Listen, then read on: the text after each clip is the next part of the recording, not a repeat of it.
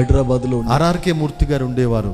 ఆయన బ్రాహ్మలు. వాళ్ళు అన్నయ్య కాకినాడలో ఉండేవాడు. కొన్ని రోజులు అన్నయ్య దగ్గర ఉందామని కాకినాడ వచ్చాడు ఆర్ఆర్కే మూర్తి గారు. అప్పుడు కొంతమంది మిషనరీస్ దొరలు కాకినాడలో ఉండేవారంట. యోహాను సువార్తను తెలుగులో తర్జుమా చేద్దామని దొరగారు ఎవరో అనుకుంటున్నారంట.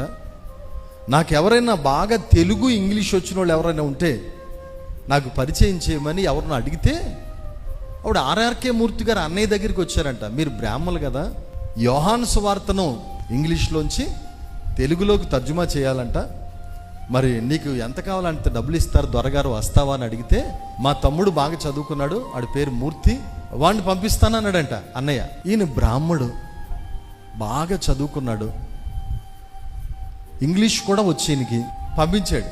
దొరగారు చెప్పారు, అబ్బాయి ఇదిగో యోహాను సువార్తను తెలుగులో ట్రాన్స్లేట్ చేయాలనుకుంటున్నాను, కరెక్ట్గా అన్ని భావాలు ఇంగ్లీష్లో ఏదైతే ఉంటుందో తెలుగులో చక్కగా నువ్వు తర్జుమా చేయాలి, ఇంటి దగ్గర బాగా చదువు అని ఇంగ్లీష్లో ఉన్న యోహాను సువార్తను ఇచ్చాడంట. ఎందుకు చదువుతున్నాడు ఈయన? తర్జుమా చేయడం కొరకు చదువుతున్నాడు, డబ్బుల కోసం. అంటే ఈ బాగా చదివితేనే బాగా తర్జుమా చేయగలుగుతాడు, ఆ ఇంగ్లీష్లో ఉన్న వర్డ్ కరెక్ట్గా తెలుగులో చెప్పగలగాల. చదువుతూ అనుకున్నాడంట, ఈ అంత అబద్ధం, ఇది తప్పు, మా వేదాలే కరెక్ట్, మా గ్రంథాలే కరెక్ట్, ఇదంతా బోగస్, ఇందులో ఉన్న తప్పులన్నీ చూపించి దొరగారికి చెప్పి దొరగారినే మారుద్దాం అనుకున్నాడంట ఈయన. ఇందులో ఉన్న తప్పులన్నీ చూపిద్దాం అని తప్పులు పట్టుకోవడం కోసం చదివాడంట యోహాను సువార్త. బ్రాహ్మడైన ఆర్ఆర్కే మూర్తి గారు. యోహాను సువార్త మామూలుగా ఉండదండి, ఎవడు చదివినా వాడు మారిపోవాల్సిందే. అందులో మాటలు మామూలుగా ఉంటాయా?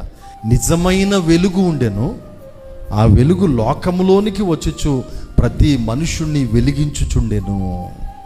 నేను లోకమునకు వెలుగును, నన్ను వెంబడించువాడు చీకట్లో నడవక జీవపు వెలుగు కలిగి ఉండును.